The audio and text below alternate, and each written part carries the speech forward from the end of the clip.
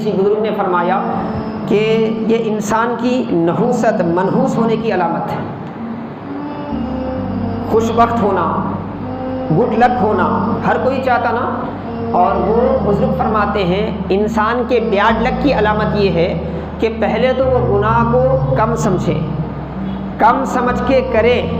کر کے خوش ہو، پھر اس پر فخر کرے۔ پہلی چیز گناہ کو کرنا بری چیز تھی، کر لیا، پھر جو گناہ کیا وہ کیا ہے؟ معمولی چیز ہے۔ جھوٹ بول رہے ہیں ہم، مذاق میں بھی جھوٹ بول رہے ہیں، مسجد میں بیٹھ کے بھی جھوٹ بول رہے ہیں، ہر جگہ جھوٹ بول رہے ہیں، کوئی اہمیت ہے ہمارے پاس؟ بالکل ہمارا آج کا معاشرہ دیکھنے کے بعد حضرت عبداللہ ابن مسعود کا وہ قول پڑھتے ہیں ہم تو روتے کھڑے ہو جاتے ہیں۔ آپ نے فرمایا یہ معاملہ تو فاجر کا ہوتا ہے، یہ معاملہ تو آخرت پر ایمان نہیں لانے والے کا ہوتا ہے کہ اس کے سامنے گناہ کی اہمیت بالکل ناک پہ بیٹھی ہوئی مکھی کی طرح ہے کہ یوں اشارے سے کیا ہے اڑا دے۔ اور وہ صحابی رسول صلی اللہ تعالی علیہ وسلم مومن کے لیے الگ فرماتے ہیں کہ اس کے یہاں گناہ کی اہمیت کیسی ہے؟ اس کے یہاں گناہ پہاڑوں کے نیچے آ کر دبنے کے برابر ہے، دبنے کے برابر۔ تو وہ بزرگ فرماتے ہیں 4 چیزیں اگر کسی میں آ رہی ہیں تو یہ اس کے نحوست کی علامت ہے۔ ہم ڈھونڈتے نا، گھر میں بے برکتی ہے، کام میں بے برکتی ہے، بچے بات نہیں سن رہے ہیں، بیوی اور شوہر میں ہمیشہ لڑائیاں ہو رہے ہیں، اس کی وجہ ہم کبھی کیا ہے کسی رشتہ دار کو، کبھی دوست کو، کبھی فلاں کو، کبھی فلاں کو کرتے ہیں۔ مگر ایک بات اچھی طرح سے آپ اپنے ذہن میں رکھ لیں، یہ محقق علماء کا قول میں آپ کے سامنے ذکر کر رہا ہوں، ایسے ویسے نہیں، پیٹ پالنے والے لوگوں کی بات بھی نہیں کر رہا، بلکہ وہ لوگ جو اللہ والے ہیں، جو فن کے ماہر ہیں، ان کا قول میں آپ کے سامنے عرض کر رہا ہوں۔ کیا ہے؟ جادو، شیطانی اثرات، اور اس کے بعد بری نظر، ان سب کا اثر اس پر ہوتا ہے جو پہلے ہی سے اپنے گناہوں کی نحوست میں گرا ہوا ہو، اپنے گناہوں کی نحوست میں گرا ہوا ہو۔ اگر وہ پہلے ہی سے خیر کے اعمال میں لگا ہوا ہے اور ہمیشہ خیر کے اعمال کا نور اسے گھیرا ہوا ہے تو کوئی جادو، کوئی آسیب، کوئی بری نظر کا اتنا برا اثر نہیں ہوتا جیسا ہوتا ہے عام طور پر، نہیں ہوتا۔ یہ انسان کی بد عملی کا اثر ہے، انسان کے گناہوں کا اثر ہے۔ ایک جھوٹ ہم بول دیتے ہیں، بظاہر اس جھوٹ سے کیا نقصان ہوتا ہے اس کا ہمیں اندازہ نہیں ہے، زبان سے ایک جھوٹ نکال دیتے ہیں، مگر حدیث پاک میں آتا ہے، حدیث صحیح میں اللہ کے رسول نے فرمایا جب بندہ جھوٹ بولتا ہے تو اس کے منہ سے ایسی بدبو نکلتی ہے، ایسی خراب بو نکلتی ہے اس سے کہ اس کے فرشتے میلوں دور اس سے بھاگ جاتے ہیں،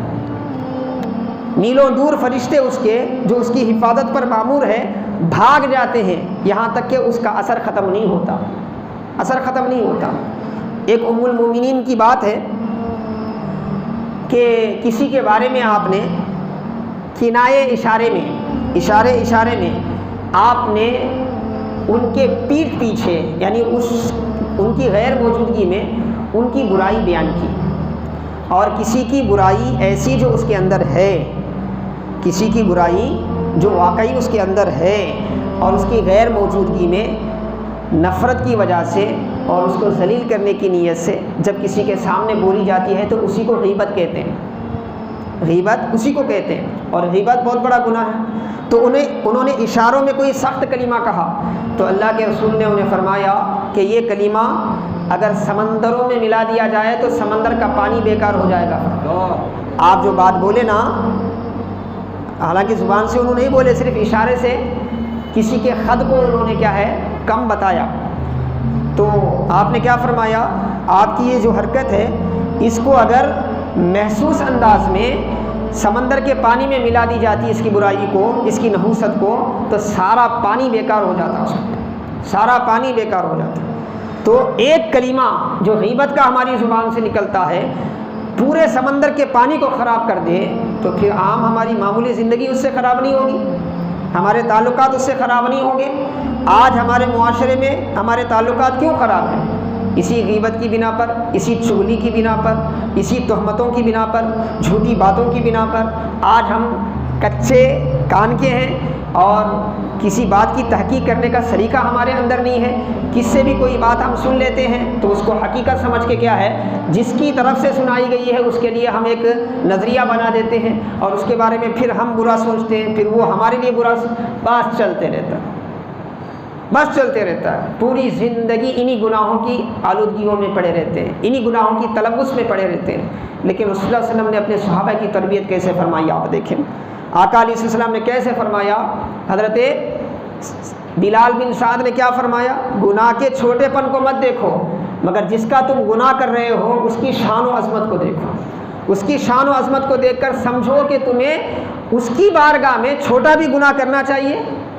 چھوٹا بھی گناہ کرنا چاہیے۔ اور یہی وجہ ہے حاضرین محترم عزیزان گرامی کہ حقیق آخرت پیش نظر ہے،